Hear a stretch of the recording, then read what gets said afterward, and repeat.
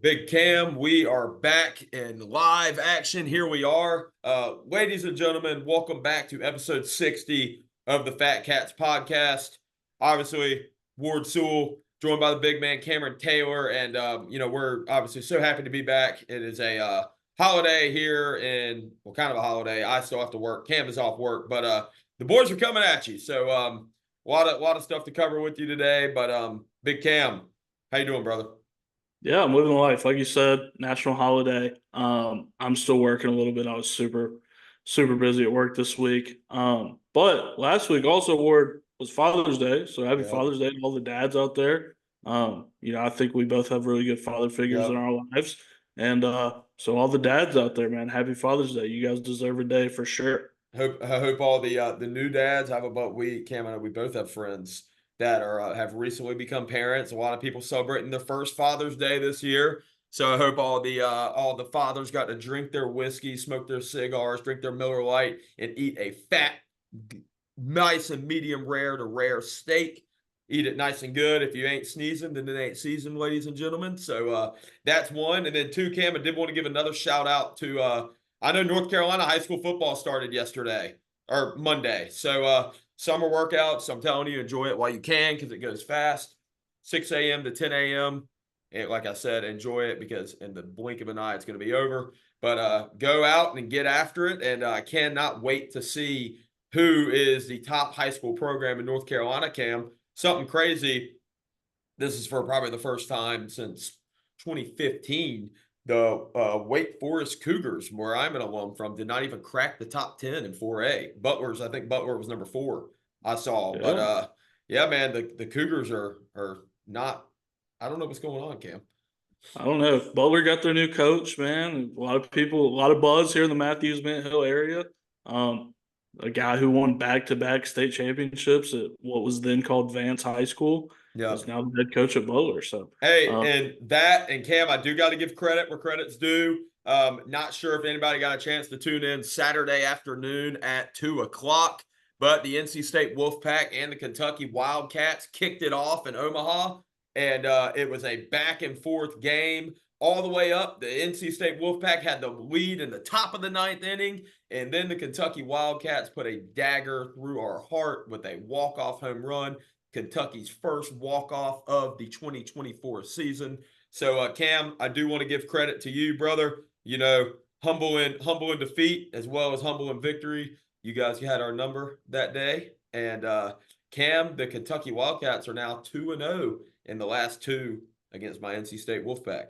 I think it was 2020 bowl game and then Omaha. So, the boys in red got to step it up, man. I guess the SEC has the upper advantage on us. But, Cam, don't mean to rub salt in the wound. I do believe, I know y'all were down by like 6 to Florida. Yeah, it's over. Okay. It's over. Yeah, so, but y'all beat us. So, congratulations. Hell of a game. If anybody watched the game between State and Kentucky, they flipped, man. NC State is a home run team. We hit 1 home run. Kentucky is a small ball team. They hit 3 home runs. It's just at the end of the day, home runs are daggers, and Kentucky had 1 3-run home run, and it just hurt us. So, but Cam, hell of a game, and we also got to see from Kentucky 2 players from North Carolina pitch, which was pretty cool. So, yeah, it was a fun game. It was super exciting. If anybody watched today, the first pitch was at 11, and by the end of the first inning, I knew the game was over. I think we were down 9-1 in the first inning. So, lost to Florida, lost to A&M a couple of days ago.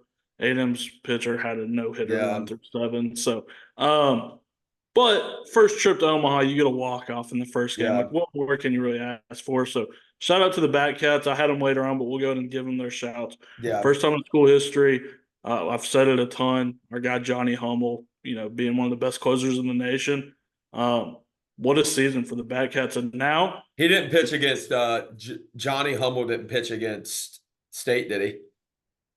Yeah, he was the one that remember when the pitch went past the catcher and you guys went up and we stole a run. Yeah, was that him? Was that the guy that I texted you about? That he was from Huntersville. Is that the guy I texted you about or not? No, they had 2 guys. They had a Huntersville guy, and then Johnny came in. Y'all had 3 guys from North Carolina pitch. That's awesome. Yeah, so It's really cool because the guy from my hometown pitched as well. He made it about half an inning. NC State was lighting him up, but I don't know. Pretty but cool. hey, shout out to the Bat Cats, man. And before we get too far into it, want to remind everybody: Spotify, YouTube, Apple Podcasts. If you're here, you know that. Be a friend, tell a friend. Instagram and TikTok at Fat Katz Pod. But Ward, we like to start off every show. First favorite and forgotten episode number goes with the jersey number. So first person to come to mind that wore 60, your favorite number 60, and a forgotten person who wore number 60. Go ahead and tee us off, big dog. Hey, real quick before we get into this, what did you and your pops do on Father's Day? Dad had to work, so Did he? so he's coming back in town tomorrow. We're taking him out to dinner, and then I think we're all going in on a kayak for him. All right, Texas Roadhouse dinner? I think we're going to Cowfish. Cowfish, dude, I'm going to Cowfish next week.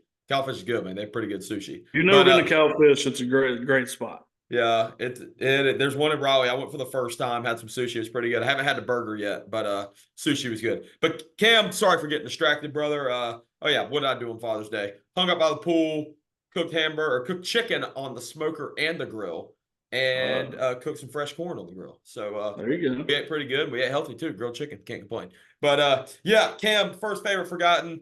Not gonna lie, Fat Katz Nation. I don't know anybody that wears number 60. So Chat GPT helped me out a little bit with this one. Welcome to tech sales. But anyway, Cam, first one that comes to mind, one of the best former player or the best current player that wears number 60 in the NFL, David Andrews, offensive guard, New England Patriots.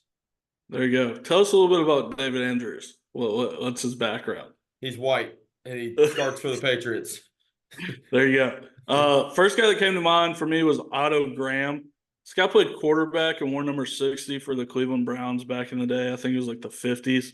Only reason I know this name is one, because I'm a nerd, and two, when I worked at Aeromark with all the Cleveland guys, they swore up and down that Otto Graham was like the second greatest football player behind Jim Brown of all time.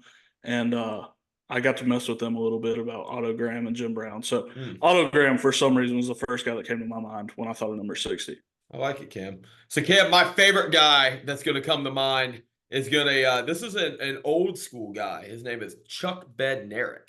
And anyway, Mr. Chuck was known at one point as one of the hardest hitting tacklers in NFL history. Went to the University of Pennsylvania, made a name for himself with the Philadelphia Eagles.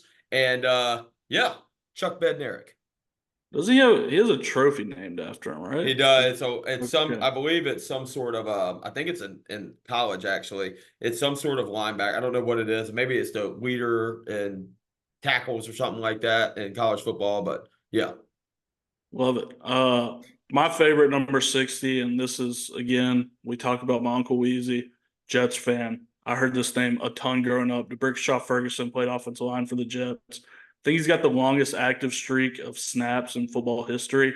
If not, it's offensive lineman. I can't remember. It's either him or Brett Favre. But yeah, DeBrickashaw Ferguson, also one of the greatest names in football history. Yeah, I was about to say, dude, that's a GOAT name, DeBrickashaw. Yeah, so Uncle Weezy getting his Jets shout out, first time in a while. So DeBrickashaw Ferguson, my favorite number 60. What do you think his DeBrickashaw's teammates called him growing up? Big Brick, D-Brick? They probably called him whatever he wanted them to call him. Yeah. I'd say D-Brick's a pretty good nickname. So yeah. He was a bad dude too. Like, he wasn't like just a guy with a cool name. Like, he was an awesome football player. Yeah. So DeBrickashaw Ferguson, great choice, Cam. Cam, my forgotten. This is one that is relevant, and we talked about before the pod. Metta World Peace. Ladies and gentlemen, when Metta World Peace was playing for the Los Angeles Lakers after he changed his name. He started out as Ron Artest, then went to Metta World Peace. I don't know what years it was in between seasons, but summer season, he said he decided to change his number to 60, did a whole jersey shoot wearing the number 60, and then switched back to whatever jersey he wore before that. So Metta World Peace, I bet you didn't know he almost wore 60 at one point. Yeah, I didn't know this. I asked you before the podcast. I was like, "Are you sure Ron Artest wore 60? I'll show you the picture." And he brought up the picture, so I believe you. But my forgotten, and I'm pretty sure me and Novak are the only two people in the world who are going to know this guy, unless you're an Alabama football fan. J.C. Hassenauer wore number 60 for the Pittsburgh Steelers. Why do I know who this guy is? He's the backup center for Marquise Pouncey during the back end of the Big Ben years. I think he started Ben's last year for most of the season. So, Oh, that's cool. JC Hassenauer, also a great football name. Hassenauer as a center is a great name. I think he won a couple of championships at Alabama. So JC, going to be my forgotten number 60. I love it. Hey Cam, I want you to check the chat. In our Zoom chat. I know nobody can see our Zoom chat, but I did add a picture of Metta World Peace. I wish it would let me show my camera on or share my screen on Zoom, and I'd show everybody, which is pretty cool. Yeah, but yeah, hey man, Metta World Peace. I know. Bet you would never know that. That one might have to go on Instagram, Cam. But cool. Well, Cam, I saw we're bringing something new, or not new, but we're bringing something a little former. If the OG Fat Cats would know what this is. Yeah, Full plate, empty stomach. Yeah, an oldie but a goodie. Oldie but a goodie. Okay. If you're new and you haven't heard of this segment, this was one of our first segments we ever started. It's called Full Plate, Empty Stomach. Full plate, somebody who had a good week in sports. Empty stomach, somebody who had a bad week in sports. So, Ward, start us off with your full plate and empty stomach, big dog. Dude, Cam, I like soccer, I like hockey, but dude, I was thinking about putting WWE on here because I watched Monday Night Raw on Monday night and it was awesome. The boys were going at it. How about Dom Mysterio just having all the hottest women in WWE? Somehow, you wish you were Dom Mysterio. Don't lie. Goofy ass haircut. Who was the what's the guy's name, Cam? You're gonna get mad at me for this. The guy's name, him and Roman Reigns came up together. They were together in the Shield. Roman Reigns hit him with a chair at WrestleMania this year. Seth freaking Rollins. Freaking Rollins, yeah. He came back. He returned to Raw, and he's getting a World Heavyweight Championship fight at, I believe it's SummerSlam, or Money in the Bank is coming up. So that was pretty cool. The fans love that guy, by the way. His walk, I've never really watched him. His walkout, he calls Raw something like Monday Night Rollins is what he calls it, which is pretty cool, and all the fans say it too. But anyway, Cam, full plate this week. Sorry to get off task. For any of my hockey guys, you'll know this. Connor McDavid, he is, the last 5 years, the best player in the NHL. Obviously, the Edmonton Oilers, which, fun fact, last Stanley Cup they were in, Cam, they lost to the Carolina Hurricanes in 2006 in 6 games. And last time we won. So anyway, Connor McDavid, I think he has a combined 5 points over the last 2 games, and he has forced a game 6 for his team, so he's keeping his team alive. There you go. Shout out to Connor McDavid. My full plate this week, probably pretty easy to see this coming. Joe Mazzulla, head coach of the NBA champion Boston Celtics. 5 years ago today, Ward, he was coaching at Fairmont State when he's 30 years old in the what is it called? I played in this conference. I should know what it's called. Mountain East Athletic Conference, Division II. Charleston was in that conference, but he was at Fairmont State. And then some odd 15, 16 years ago, he's the point guard on the West Virginia team that beat 6 first-round draft picks and John Calipari's first Kentucky team. So Joe Mazzulla just adding to his already very impressive basketball resume. Hey, Cam, guess what? What? He did it! Oh, man, anyway. That was so crazy, man. But anyway, we'll get into that later. Empty stomach of the week. I'm actually giving this one to Angel Reese, Cam. I'm going women's basketball here. Not sure if anybody saw Caitlin Clark, who's probably made the WNBA millions of dollars, and she's been playing for like 3 weeks. But this girl has just been targeted her whole career, and Angel Reese is somebody that likes to target her, and she punched her in the side of the head, and they called it a flagrant one, and she was bitching about it, saying it was just basketball. The ball's up here, and this girl went here. There's not much going for the ball there. I get it. I play aggressive basketball too, but you can get away with it with anybody else. But Angel Reese is the cash cow of the Caitlin Clark is the cash cow of the WNBA. So it's like Tom Brady, man. I'm not comparing her to Tom Brady, but how the refs used to protect Tom Brady and how they protect Patrick Mahomes now, they're going to protect Caitlin Clark. So empty stomach, Angel For Reese. Sure. After that, Angel Reese had a quote that was like, people don't just come to watch Caitlin Clark; they come to watch me too. And she averages like 6 points a game. I don't think so. She averages like 9 and 9, but she only shoots layups, and she shoots like 37% from the field. Hey, we'll call her a jaw. Just another woman. Watch. It's a tough watch. We'll say that. But competitiveness, in the WNBA, and it's making us talk about it. So shout out to Angel Reese for at least making the Fat Cats talk about WNBA, because before her and Caitlin Clark got in the league, this would have never been on the docket. I don't believe for it. No. I'm gonna have two empty stomachs, kinda. First one, Rory McIlroy. He's up 2 strokes going into the last 3 holes against the eventual winner, Bryson DeChambeau. He was like, I think it was like 378 or 379 for 379 on putts under 3 foot, and then missed 2 in a row. Yeah. So Rory McIlroy is going to get my first empty stomach. Yeah, and we'll get into that. We'll get into that. I know we have some. We'll get into that later. But yeah, I have some stuff to say about that too. And then second empty stomach, Ime Adoku.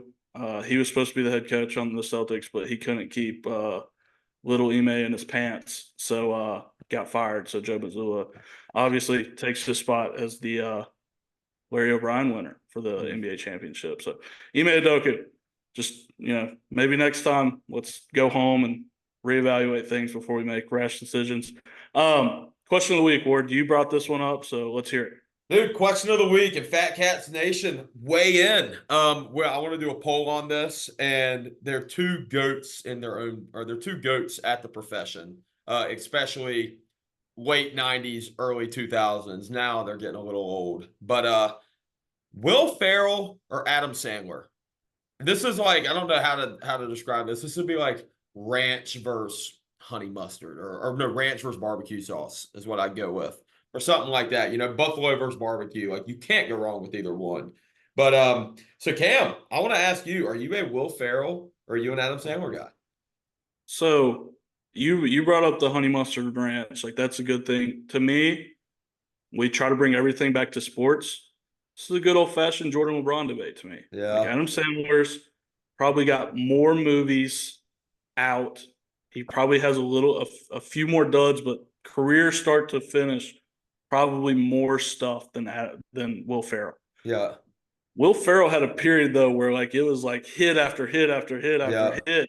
So I equate Will Ferrell a little bit more to Michael Jordan's 6 years, and then Adam Sandler's more of a LeBron guy to me. Yeah. And we're talking NBA, I'm a LeBron guy. But if we're talking movies, give me Will Ferrell, man. He had like 3 of the best, probably 6 movies comedies that I can remember. Yeah.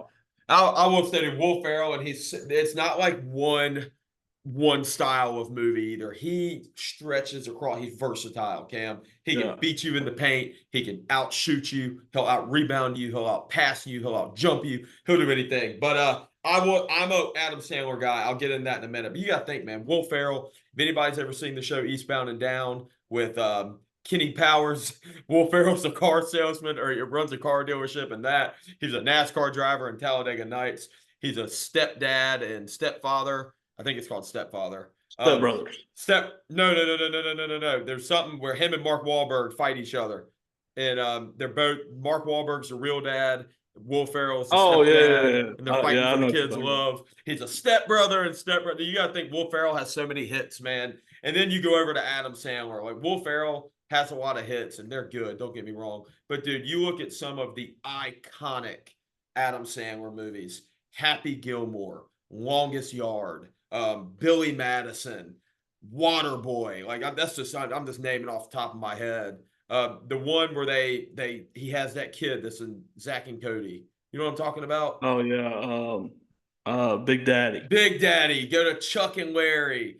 The Grown-Ups, man. Like, Adam Sandler just does it. Like, now as he gets older in his career, he's making so much money from Netflix. He'll kind of just throw stuff out there. I haven't seen that basketball movie yet. I still really great movie. That's a really good movie. I still really do want to watch that. But man, like, you just look at I'd say, and dude, this is going to be controversial. I think the quality of the biggest hits of Will Ferrell, or of Adam Sandler, do top Will Ferrell. Like, I would say, top of my head, biggest Will Ferrell hit. I'm a Talladega Nights guy. I would throw Talladega Nights up there. Obviously, there's a lot of them. Kicking and Screaming. I know that's not that one. Kicking and Screaming. That was a good one. Semi-Pro's another good one. Semi-Pro's a good one. Whenever Will Ferrell's whenever he does the singing or whatever, or not the singing, but like the dancing on the ice, that's a good one too. But man, there's just so many good movies. You can't go wrong with either one, Cam. But I am Team Adam Sandler. I agree. Like there's no wrong answer. It's just kind of what style of comedy. My thing is, I've watched Talladega Nights so many times in my life, but I mean, I guess this goes true with Billy Madison and Big Daddy and all the other ones. Like the watchability, like the rewatchability, plays a huge part in me. And I don't know if there's a better movie to me than Talladega Nights. Yeah. But one thing with Adam Sandler too, you got to commend him for bringing all his guys around. Oh, Like I know. it's the same guys every movie. It's all his buddies from when he was growing up. It's Chris Rock every time. He's bringing his guys with him. He's elevating them. Great Yeah. teammate, Adam Sandler. So that's another point for Adam Sandler. I can't make a decision. I keep going back and forth. I'm going to stick with my first answer, Will Ferrell, just purely because I've rewatched Talladega Nights so many times. Yeah. But I'm throwing on an Adam Sandler movie probably right after that too. Yeah, can't go wrong with either one, Cam. Great. I think that was a pretty good question. I want our listeners to let us know if you're a Will Ferrell or Adam Sandler guy and why. Yep, agreed. And if you're like us and you can't decide, let us know why you can't decide. Yeah. But Ward, we implemented this a few weeks ago. Scoreboard, 17 points Wade, 13 points Cam. It's called Memory Lane. So how it goes, we've got 10 hints.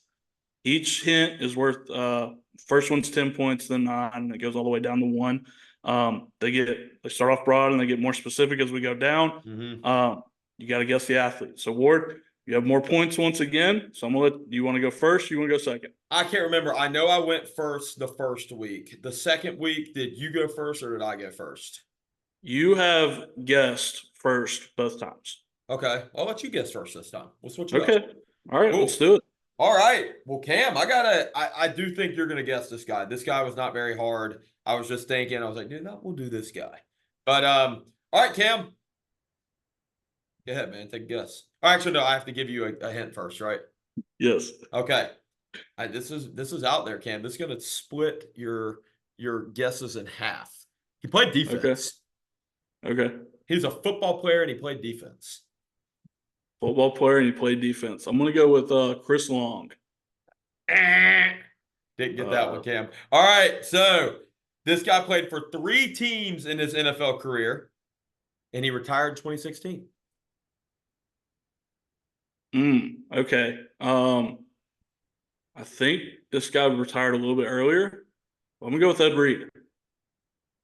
Nope. All right, so this guy wore number 90 during his prime. Okay. Oh, okay. First that really narrows it down for you. First guy that came to mind was Julius Peppers, but I don't think he played until 2016, did he? Not Julius Peppers. Good guess though. This guy played for the Dolphins, the Bills, and the Texans. Cameron Wake wore 91, so it's not him. Dolphins, Bills, Texans. And not in that particular order. Not in that order. I switched it up. That's but fine. He played for those 3 teams during his time in the league. Dolphins, Bills, Texans. Marcel Darius. This guy had 98 career sacks, and he had 330 solo tackles. He's also a 5-time Pro Bowler. This is bad that I haven't gotten this yet. 90. I'm so bad with jersey numbers. I'm hanging on to jersey numbers. I'm so bad at them. I mean, I can't even think of like a guy that played in Miami right now off the top of my head. God, man, this is bad. Thinking of guys that played with JJ Watt. This is getting tough. Oh man, let's You go. want another clue? Yeah, give me another one. Okay, this guy was most known for his time on the Texans. He was most dominant with his time on the Texans. This is getting worse because Texans that retired in 2016, 5-time Pro Bowler, Cameron. Am I going to be embarrassed that I don't get this because it's trending that way? Let's see. I mean, it's not JJ Watt. We know that. Number 99. It's his brother TJ wears number 90. It's him either. Is it Mario Williams? Fuck, you got it. Yeah, Mario Williams. Okay. That if my next guess was going to be from Richland, or my next my next clue was from Richlands, North Carolina. I thought that would give it away. And if that didn't give it away, I was going to say he's NC State's only #1 pick in the history of NC State football. So I only got 3 points there, correct? Yeah. Okay. Was Mario Williams a good one or not? That was perfect. Like, that's what we go for. Okay. I can't believe that Mario Williams played till 2016. I thought you were talking about 2011. Played till 2016 when he was on the his last team was the Buffalo Bills. So Bills, like, I knew that, didn't think about it, and then I had no clue he played. Mario Williams is I didn't know if that one. I figured he's a North Carolina guy. He went to NC State. I figured you would get him. That was a good one. I should have got it earlier. Now that I know the name, but you did go with the hints, man. I feel like good hints. Yeah, I like that one. Those are the kind of guys we need to, like. It brings back memory. Now I'm thinking about Mario Williams. He injured Big Ben when I was like 8. And he became like one of my most hated players ever. But as we get into it, Ward, 10 points. I'm going tough on you because you made a fool of me the past 2 weeks. And everybody that knows me knows I'm not good at these games, and it's just waiting. It's just a dumpster fire waiting to happen. Everybody's going to know. Every single one of our listeners is going to know except for me. So, Cam, let's kick it off. All right. For 10 points, if you get this, it'll be nuts. This guy's 6'6". Klay Thompson. No. Okay. All right. Now we're gonna change it up here because you're thinking something, and this is what we've been this whole time we've done this. It's different. Okay. This guy averaged 8.4 points per game and 5.4 rebounds per game over his 9-year NBA career. Oh, no shot. I guess this one, man. I don't know about Mario Chalmers. No. All right. This guy played for 2 organizations, one of which being the Dallas Mavericks.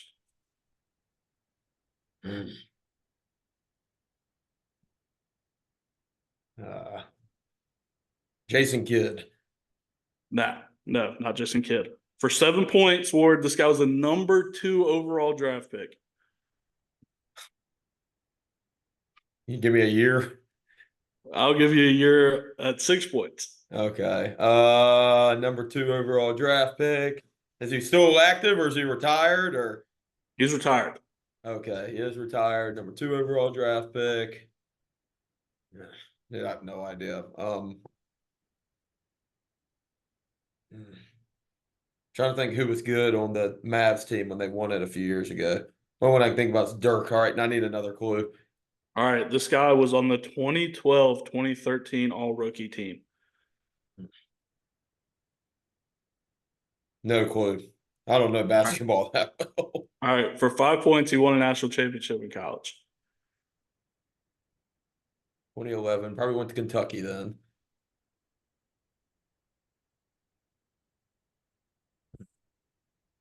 Michael Kidd-Gilchrist. That's who it is. No way, really? Yep. Let's go, baby. No way. I didn't even know he played for the Mavericks. I didn't even play for No, let's go, man. For 5 points. Ward, man, you're kicking my tail with this game, man. No, dude. No way with Michael Kidd-Gilchrist. Yep, Michael Kidd-Gilchrist. Let's go, man. For 4 points, it was going to be one of the ugliest jump shots in NBA history. For 3 points, it was going to be played 8 years for the Charlotte Bobcats / Charlotte Hornets. And then for 2 points, it was going to be college teammates with Anthony Davis. And for 1 point, it was going to be nickname was MKG. Wow.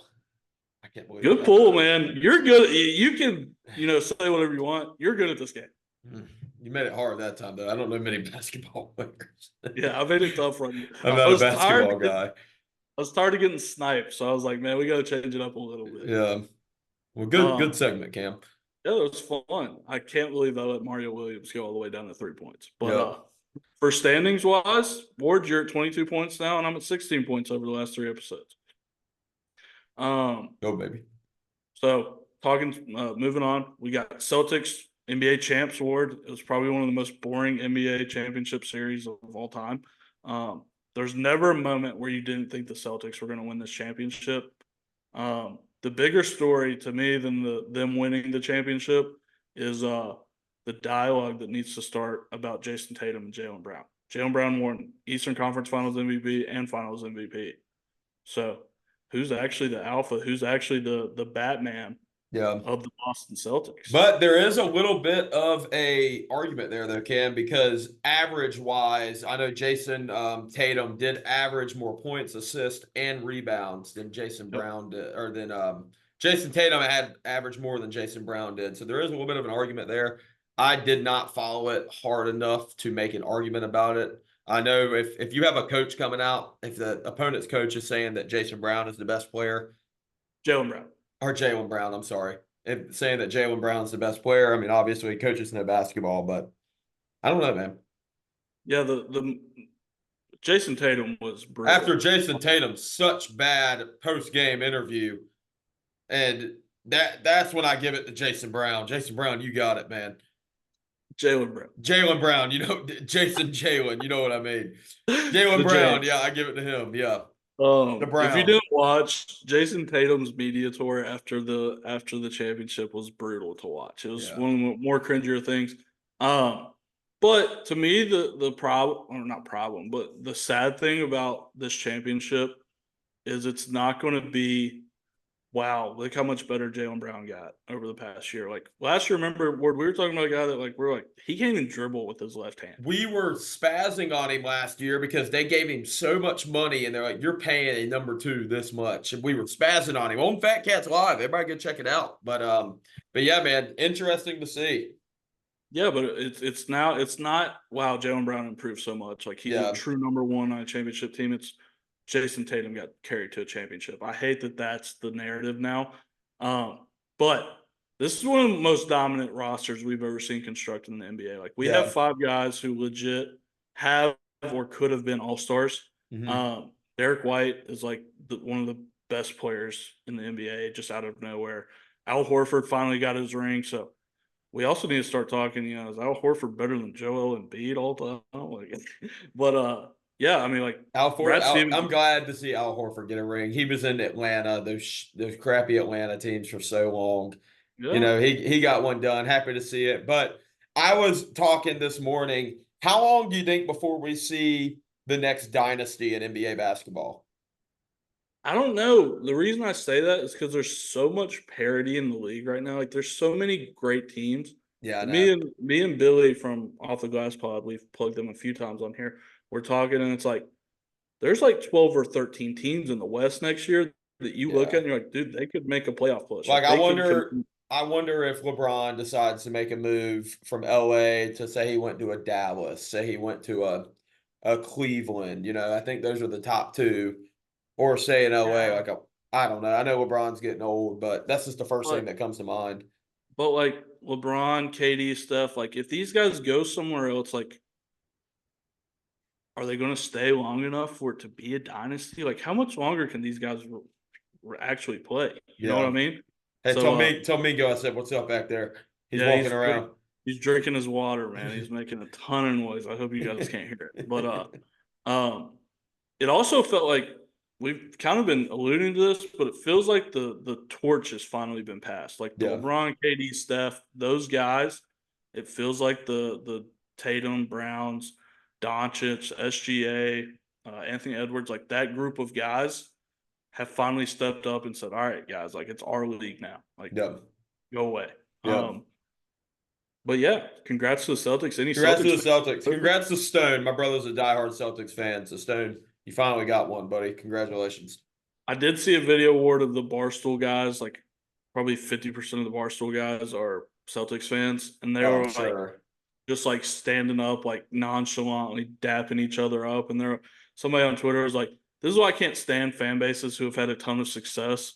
They're like, dude, I've celebrated Chicago Bear first downs harder than these guys are celebrating. Yeah, dude, my team's never won a playoff game since I've been alive, Cam. Tell me about it.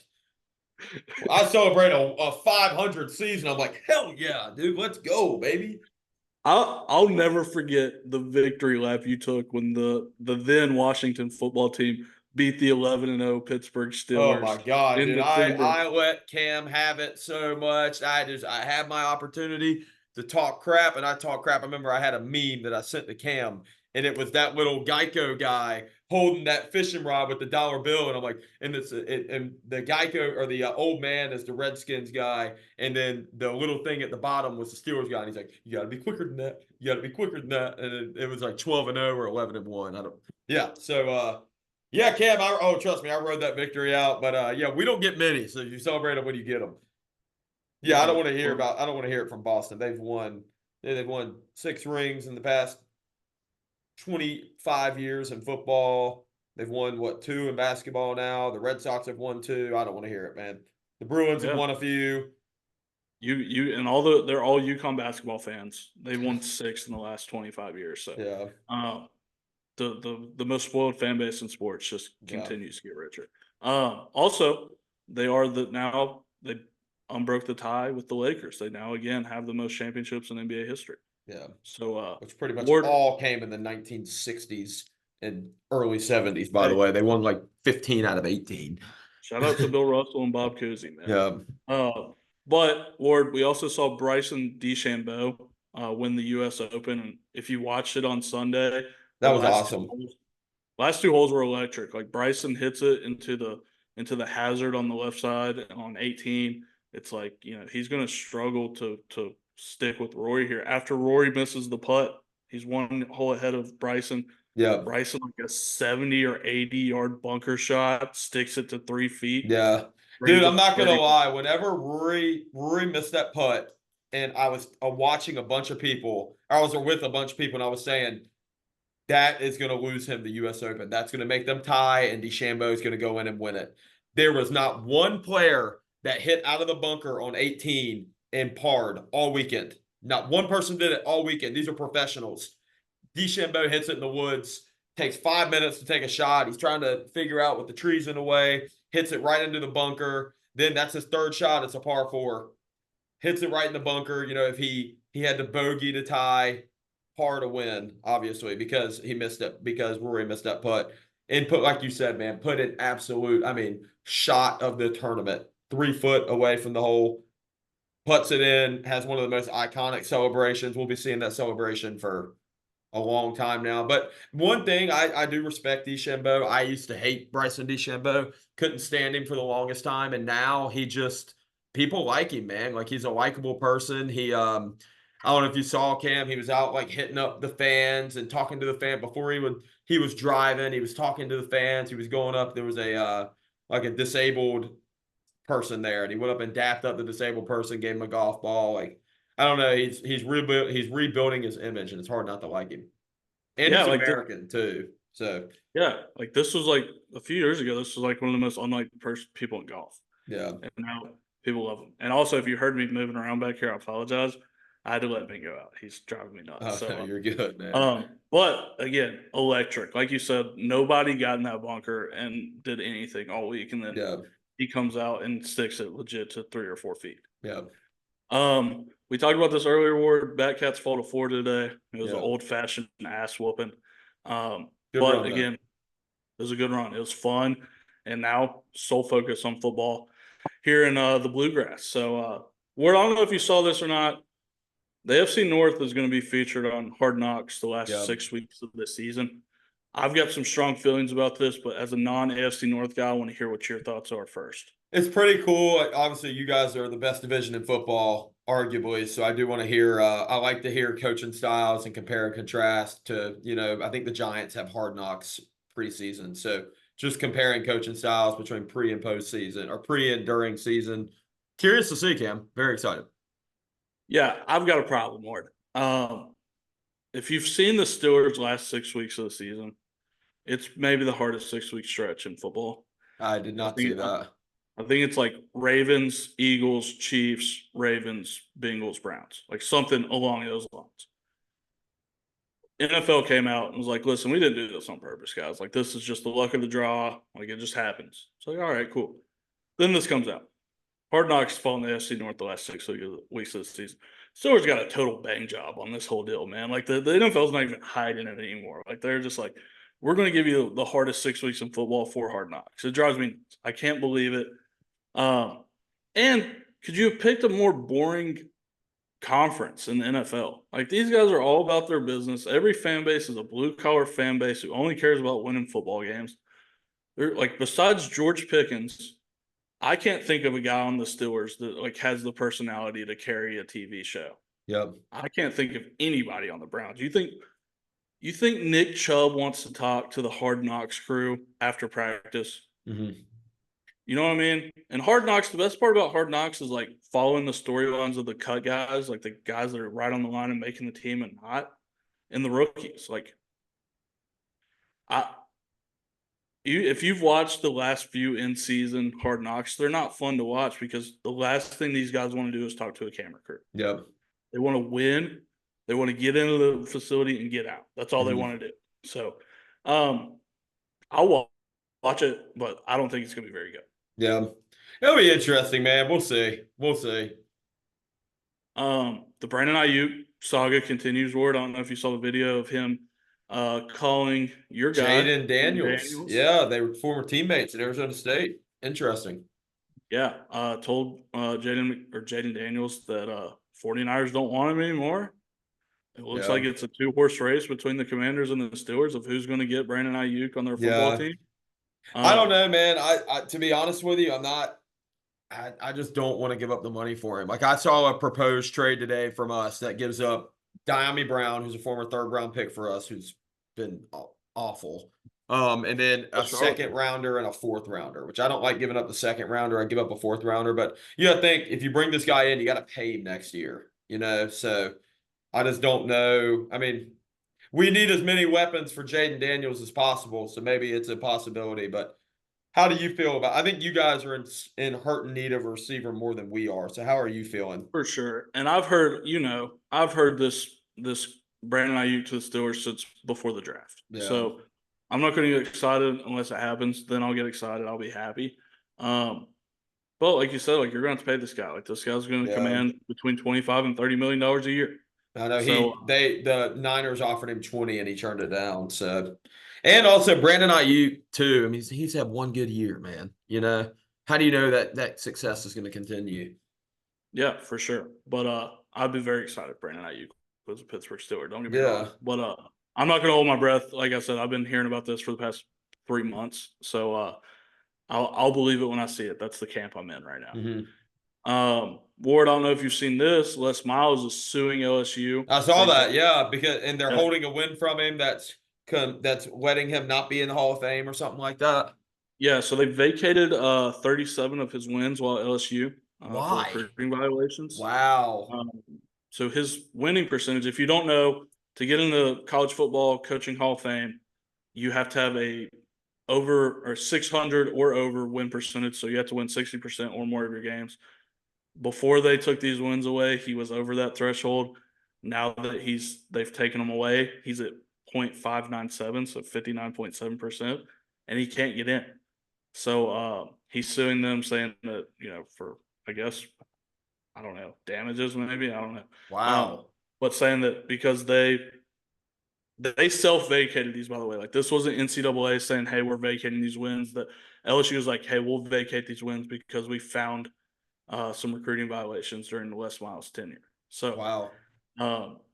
And this also brought up the fact that Mike Leach, God rest his soul, the inventor or one of the inventors of the air raid, one of the offensive schemes we see the most in college football now, is not eligible for the College Football Hall of Fame because he's got I think a 58% win percentage. Like, Mike Leach is one of the most influential people in college football ever. Yeah. That guy needs to be in the Hall of Fame. So either change the rule or make some exceptions. Yeah. You can always make exceptions for exceptional talent. And these two guys deserve to be in the College Football Hall of Fame. Les Miles won a national championship. Mike Leach is the godfather of the air raid. These guys need to be in. You can't tell the story of college football without these two guys. Yeah. And dude, while you were talking about that, Cam, I looked up Dave Dorn's winning percentage. Guess what his winning percentage is over 13 years as a head coach? Ooh, I would guess like 63.5. 692. Oh, or 692% out of 1,000. which is kind of cool. I did not So know he's that. right at 70. So Yeah, he's almost at 70. I know he had a couple really good years at Northern Illinois, and then the 3 out of the last 4 years he's won 9 games at state. So I wonder what y'all's head coach's winning percentage is. I know you guys play in the SEC, so it's different, but he's had a couple really good years too. I don't know exactly what his percentage is, but I think he's 500 in the SEC in his career. That's pretty cool. But yeah, 692. I did not know Dave Dorn because he had a few rough years at state, man. Well, that was my thought. Like, that was my thought. Like I was thinking at Northern Illinois, he was awesome, but he was only there a couple of years. And then NC State was kind of a dumpster fire when he took it over. Oh, I know. And then, trust me, I know fans were calling for his job too. Look, I'll share my screen. Can you see it? Yeah. Yeah. Overall winning percent. No, I've read the wrong thing. I read NC State's 627 is his overall winning percentage in 13 years. Okay. My apologies, but still pretty good. He's 692 at NC State, which is awesome. But 627 overall. I was pretty close with the 635, I think. Yeah, you were very close. But yeah, pretty cool. Yeah, shout out to Dave Doran, man. He's quickly went, raised up the ranks as one of the best.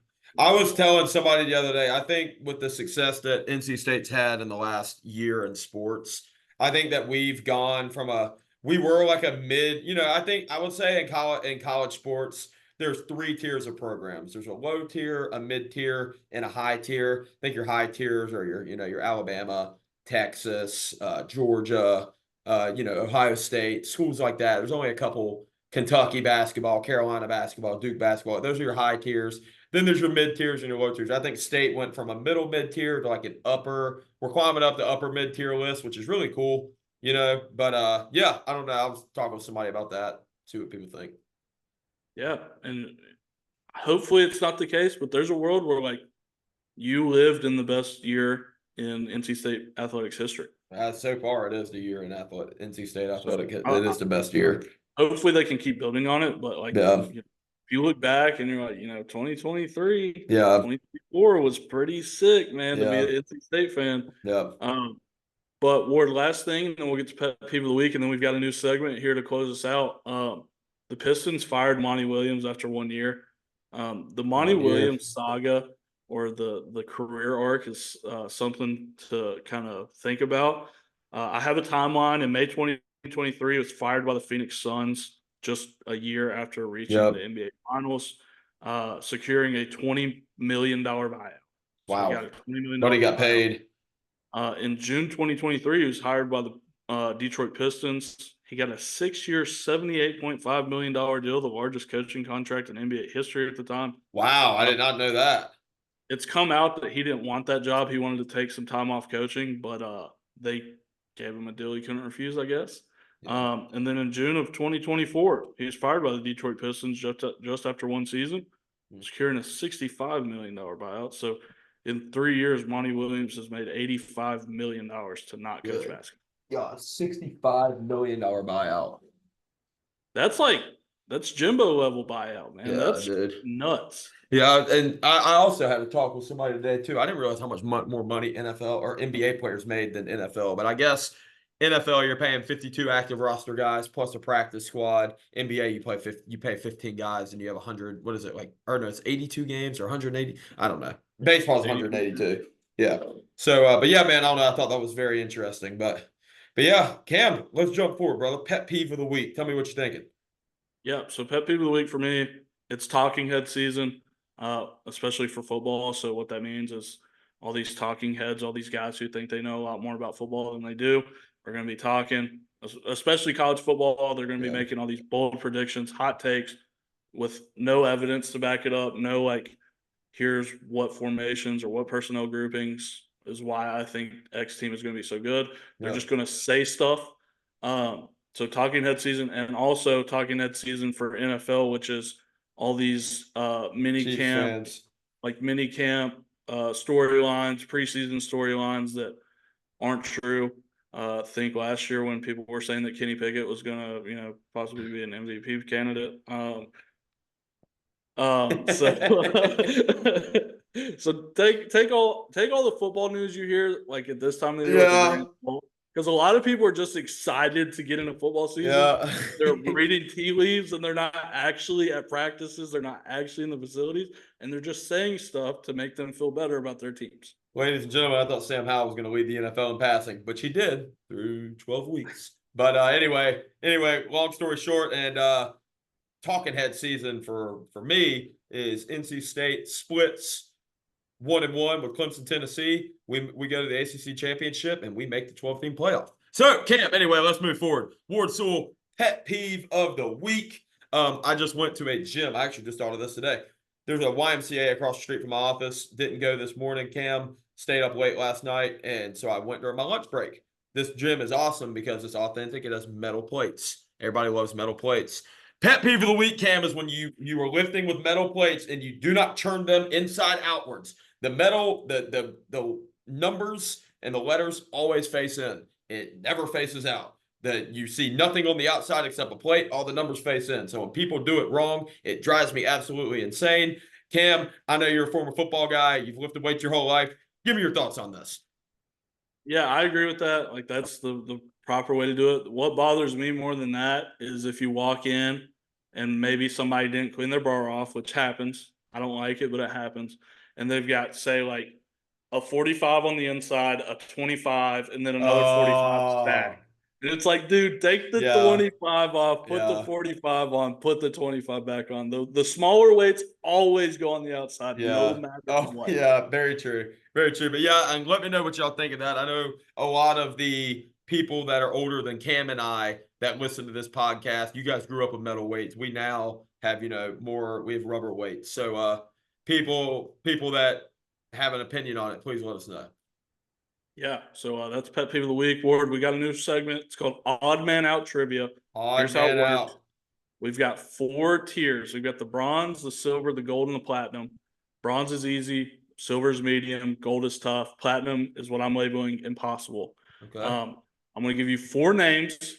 You tell me who is the odd man out and why. So you don't get credit for it unless you also tell me why they're the odd man out. Okay. So starting off in the bronze tier, the 4 names: Tom Brady, Dan Marino, Brett Favre, Aaron Rodgers. Who is the odd man out and why?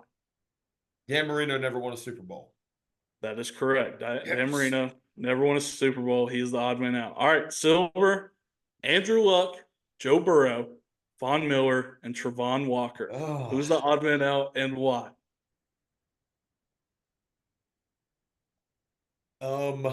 Is it? I have 2. Okay, Cam, I'm going to give you both, and I want you to tell me what you think. Andrew Luck is the only one out of these players that did not play in the SEC. Okay. That's 1. And 2, Von Miller was not a number 1 overall pick. Which one are you going with? It cannot be both of them? No. All right, I'll go with the Von Miller one. That's correct. Von Miller is the only guy. Yep, Von Miller's the only guy who's not a number 1 overall pick. And that will happen. Would the SEC thing be true too, or was A&M not in that SEC when Von Miller was playing? It was true, but I didn't think of that like when I made it. So there's so that one didn't count. Well, on platinum, you'll see there's like a storyline that fits, but it's way too easy to be platinum. So I have one in my head. I don't look at every single route to like how these guys can be together. Yeah. So what I have in my head before is what we're doing. Okay. Gold tier: Derrick Henry, Adrian Peterson, LaDainian Tomlinson, and Chris Johnson are your 4 names. LaDainian Tomlinson wasn't on a Madden cover. LaDainian Tomlinson is correct, but that is not the criteria. Think of one of these guys' nicknames, and then start thinking about these guys' best years.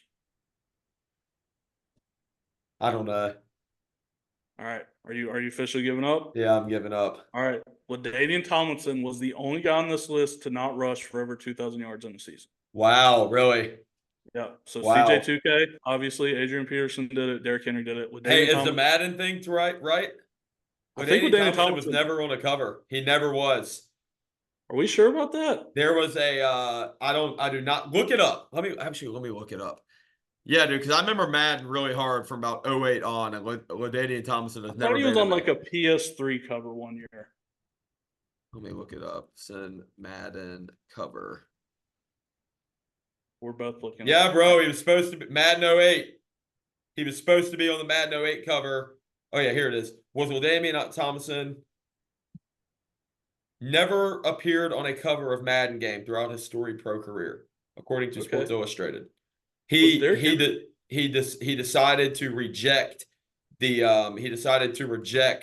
Madden cover, and there was a big thing of why he decided to reject it. Okay. Derrick Henry was 2021, I believe.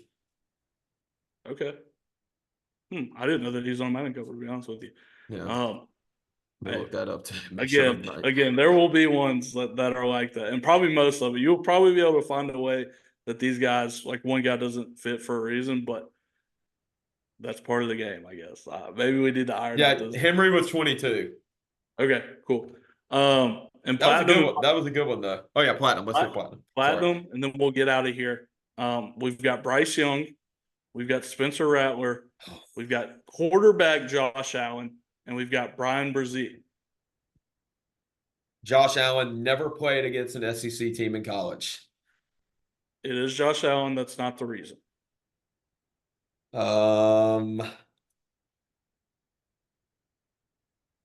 Josh Allen is the only one to not play Power 5 football. That is correct. That is not why he's on this list. He's the only guy who is not a consensus 5-star Wow.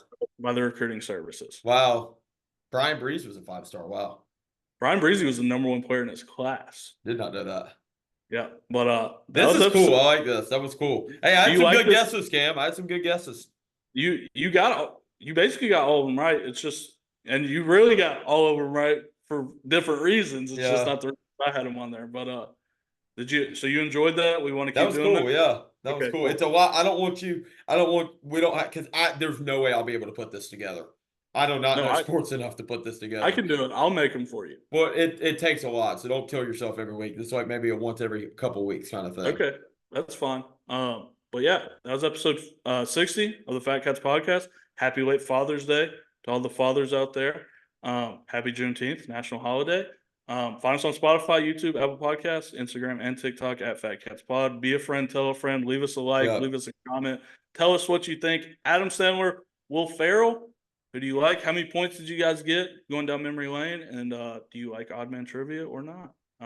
Ward, any closing remarks before we get out of here? Hey, Cam, thanks for COVID. Give me a virtual high five, brother. Let's go, baby. Well, hey, you have a good one, Cam. It is always good to talk to you, my friend. You have a great rest of your holiday, and I will talk to you later. Yes, sir. Pleasure as always. Peace. Peace.